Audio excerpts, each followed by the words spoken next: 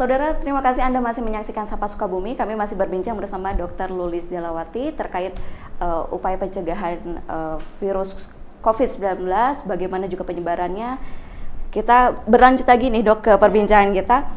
Ini seberapa luas sih dok COVID-19 ini menyebar? Karena ada juga beberapa informasi yang menyatakan bahwa COVID-19 ini tidak akan mudah mewabah di Indonesia karena Indonesia beriklim tropis. Nah ini benar atau tidak atau seperti apa dok? Ya. Sekarang kan kemarin-kemarin kita belum ada yang positif ya, tapi kemudian tanggal 2 Maret ada informasi bahwa sudah ada 2 yang konfirmasi, berarti yang positif. Kemudian tanggal 6 Maret nambah lagi 2 jadi 4, dan kemarin tanggal 8 tambah lagi 2. Jadi di Indonesia ini sudah ada 6 yang konfirmasi. Jadi ya akhirnya negara Indonesia sudah ada yang terjangkit. Penyebaran dari COVID-19 ini memang cukup meluas ya, karena kita tahu WHO juga sudah menyampaikan bahwa ini kegawat daruratan secara global. Sehingga sekarang yang saya update terakhir itu udah lebih dari 100 negara, dan yang sudah terkonfirmasi sudah di atas 100.000. Tetapi virus ini tidak mematikan kalau dibandingkan dengan SARS dan MERS-CoV. SARS-CoV itu angka kematiannya 10%. MERS-CoV itu yang di Timur Tengah itu yang terjadi di Timur Tengah itu 37% angka kematiannya. Sementara COVID-19 ini angka kematiannya hanya 3%-an. 3, sekian persen. Jadi hoax ya kalau menyebutkan bahwa COVID-19 ini sangat mematikan. Tapi kenapa dok ada pasien yang di Wuhan itu sampai meninggal dunia dok? Ya, ada yang sampai meninggal dunia karena gejala dari COVID-19 ini kan pneumonia ya. Pneumonia itu jadi infeksi di paru-paru, radang saluran napas, yang rata-rata mereka itu memiliki komorbid. Komorbid itu dia punya penyerta yang lain, jadi punya penyakit yang lain. Jadi yang memicu itu kondisi dia yang lemah gitu. Seperti contoh yang terjadi di kota Sukabumi ini yang kasus kemarin ya, yang di Rumah Sakit Samsudin itu kan bukan warga kita, sebetulnya bukan warga kota, tapi dari kabupaten yang dia memiliki penyulitnya itu adalah dia ada kardiovaskuler, masalah jantung, dan usia juga cukup tua begitu ya, sudah berumur. Jadi memang bukan terinfeksi penyakit COVID-19 ini ya dok ya? Ya, jadi lebih ke masalah jantung ya, ke kardiovaskuler. Oke. Kemudian dok, untuk warga Sukabumi sendiri, apakah akan tahan dengan virus corona ini? Ya, memang virus itu mudah mati dengan panas, suhu yang panas. Tapi Sukabumi kan sejuk ini dok, sejuk ya. Ya sejuk ya. Tapi kita belum bisa memastikan dengan suhu berapa derajat si virus ini bisa mati. Tetapi disebutkan bahwa virus ini mudah mati. Bahkan hoax ya kalau misalkan virus ini bisa menular melalui barang-barang yang dikirim dari Cina gitu ya. Ada kan ya, ada ya. Beredar informasi katanya virus itu bisa menyebar lewat kalau misalnya kita pesan barang. Nah begitu. Online gitu. Itu tidak dipastikan tidak ya dok? Tidak, karena tidak sehebat itu virus bisa bertahan hidup. Ya, jadi virus ini kalau kita bicara virus sebetulnya kaitannya dengan daya tahan tubuh. Jadi nanti bagaimana cara pencegahannya, bagaimana warga kota Sukabumi apakah bisa terbebas dari COVID-19 ini? Bisa. Caranya dengan apa? Caranya dengan meningkatkan daya tahan tubuh.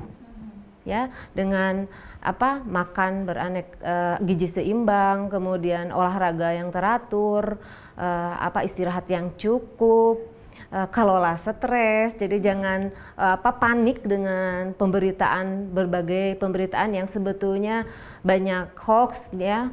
Nah, itu kemudian juga minum vitamin.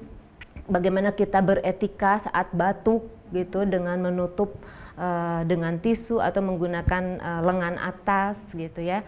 Kemudian menggunakan masker ketika sakit ya. Jadi penggunaan masker juga perlu kita ketahui bahwa penggunaan masker tidak digunakan oleh semua orang, tidak perlu untuk orang yang sehat ya. Betul, karena informasi sekarang juga ramai bahwa masyarakat memburu masker begitu ya Dok ya, karena mereka pikir mungkin cukup membantu, tapi sejauh ini apakah memang sangat berpengaruh Dok pemakaian masker terhadap untuk menangkal atau mengantisipasi COVID-19 ini Dok untuk penyebarannya? Ya, jadi masker itu boleh digunakan untuk orang yang sakit.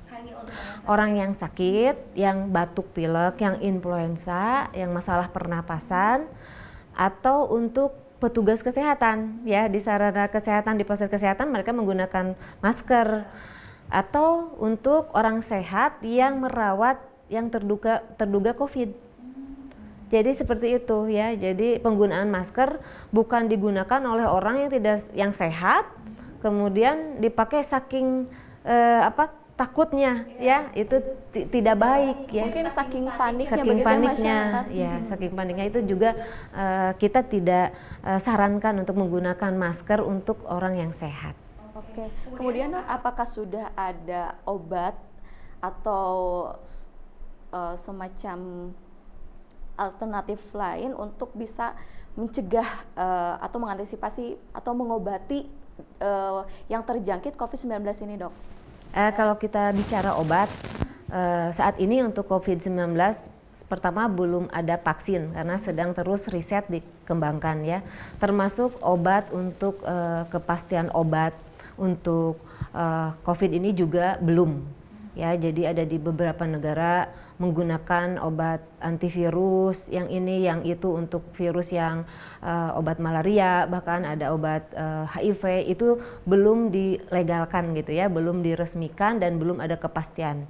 Tetapi untuk kaitan pencegahan kita sarankan untuk meningkatkan daya tahan tubuh, misalkan dengan meminum vitamin, suplemen, baik bentuknya obat ataupun bagaimana orang Sunda gitu ya, orang Kota Sukabumi berusaha untuk meningkatkan daya tahan tubuh dengan tradisional, itu juga boleh. Ini ada hal yang menarik nih Dok, bahwa sekarang juga masyarakat beramai-ramai memborong seperti rempah-rempah kunyit, jahe dan juga temulawak. Katanya itu bisa mengantisipasi penyebaran virus COVID-19 ini. Apakah benar Dok atau seperti apa Dok? Ya, tadi yang saya sampaikan bila itu upaya-upaya untuk meningkatkan daya tahan tubuh, karena daya tahan tubuh meningkat dengan obat-obat tradisional itu tidak salah juga, mangga dicoba. Oke, kemudian Dok, selain rempah-rempah tadi kan masyarakat juga tadi berburu masker. Nah selain itu ada tips lain nggak Dok selain itu?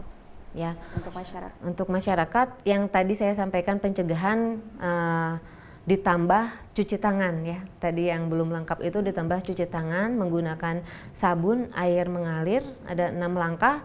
Pasti banyak ya di medsos sudah dipublikasikan bagaimana 6 langkah cuci tangan menggunakan sabun, air mengalir atau menggunakan hand sanitizer yang mengandung alkohol ya.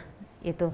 Jadi selain yang tadi pencegahannya ditambah cuci tangan. Jadi tidak semua menggunakan masker. Jadi menggunakan masker untuk ketentuan yang tadi untuk menerapkan pola hidup sehat. Nah, pola hidup sehat tadi kan pola hidup sehat. Oke, Dok, nanti kita akan berlanjut lagi perbincangan kita ke segmen selanjutnya, tapi kita jeda sejenak. Saudara jangan kemana-mana, Sapa Sukabumi akan kembali usai jeda berikut.